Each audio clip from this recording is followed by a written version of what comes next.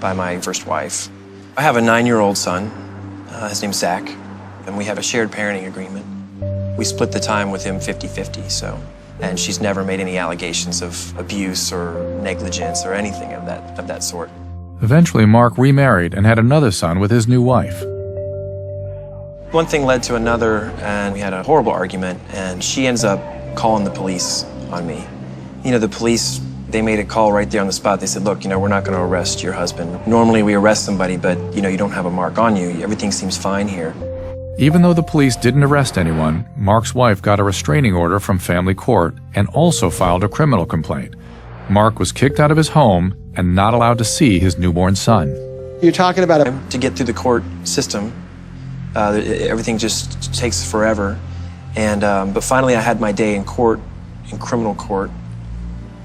I was found not guilty, and it was such a relief. This was like the weight of the world was lifted off my shoulders.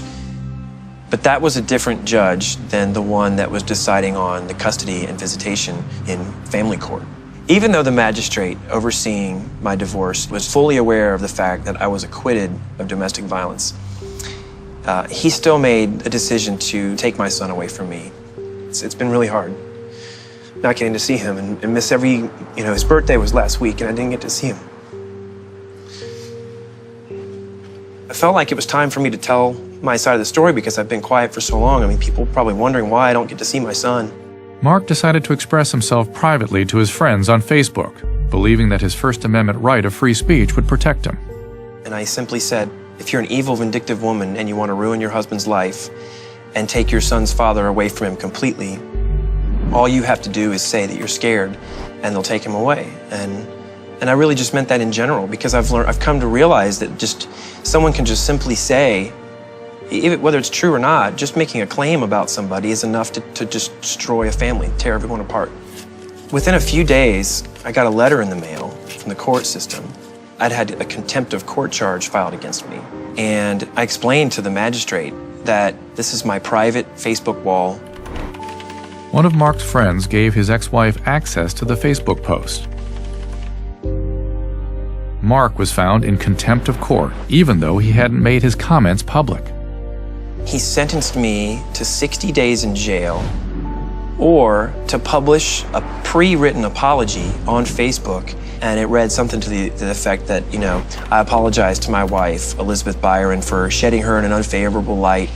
And he also went on to make me apologize for making claims that the courts were keeping me from seeing my child. I didn't make it to the full 30 days of apologizing. You know what? Enough is enough. I'm not going to do this anymore. And when I went before the judge, John Seavey, I was fully prepared to tell him that, no, I'm not going to apologize anymore. Mr. Byron, in the course of history, there have been many champions of the First Amendment.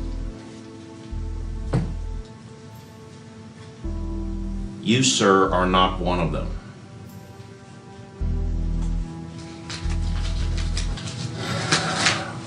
The finding of contempt will be purged as substantial compliance is hereby recognized.